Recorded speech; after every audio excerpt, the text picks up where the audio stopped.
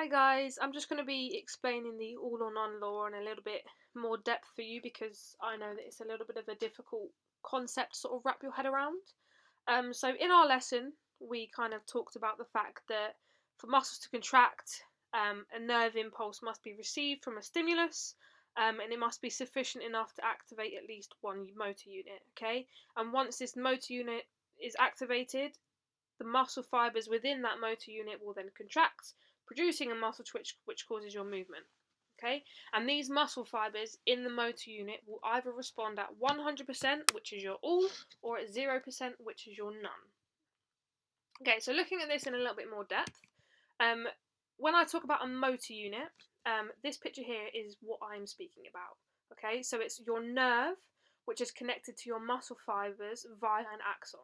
Okay, so the nerve to the axon to where it connects to your muscle fibers, this whole sort of process here is known as a motor unit.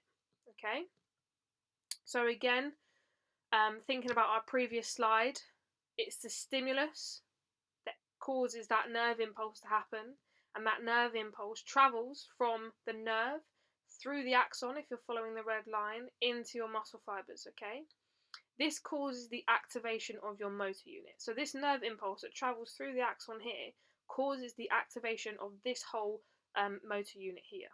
Okay, this then causes your muscle fibers here to contract, which creates your movement.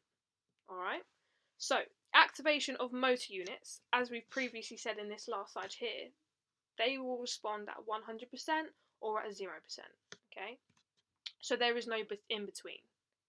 All right, so if you receive a nerve impulse and the motor units that receive this nerve impulse, all of their muscle fibers, everything in that process will activate at 100%. They will give it their absolute all, okay?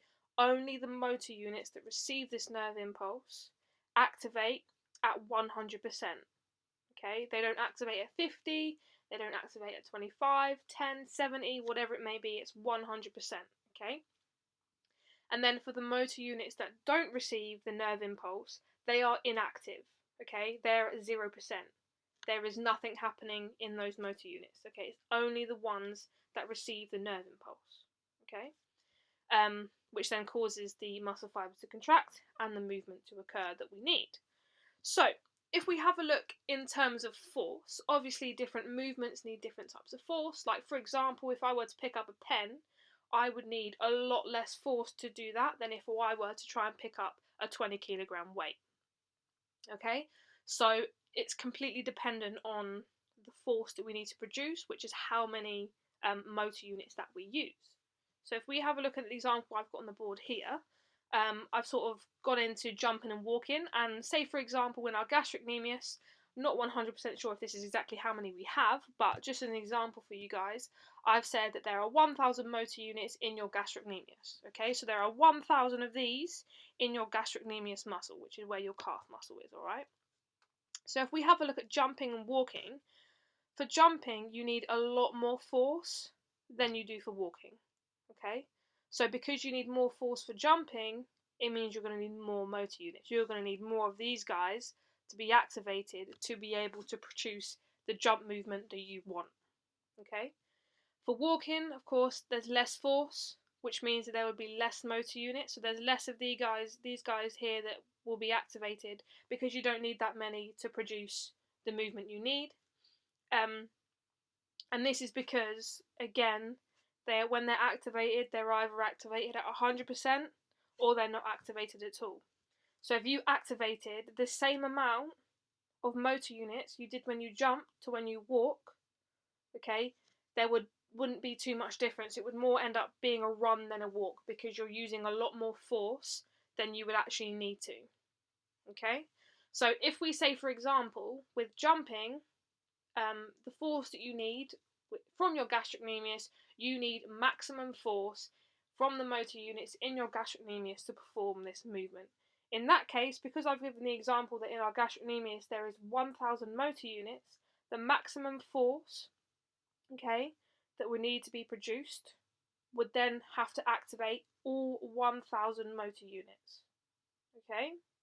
Whereas if for walking, because you don't need that maximum force, you may only need 50% sort of roughly. Because these motor units act at 100%, only 500 of those 1,000 motor units would be activated at 100%. The other 500 would be at 0% inactive because you don't need that extra force from those motor units.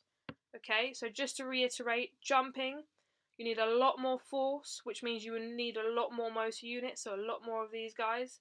And if it's at maximum force, it would be every single motor unit in that muscle that would be activated at 100% to create that movement. Whereas for something that needs a little less force, like walking, you would need less of these guys, so less of these motor units to be activated. So the nerve impulses would only sort of recruit half or less, depending on how fast you were walking. It would only need to recruit half of those motor units to contract those muscle fibers to produce that force at 100%. Because there's less motor units that have been activated, that creates the less force.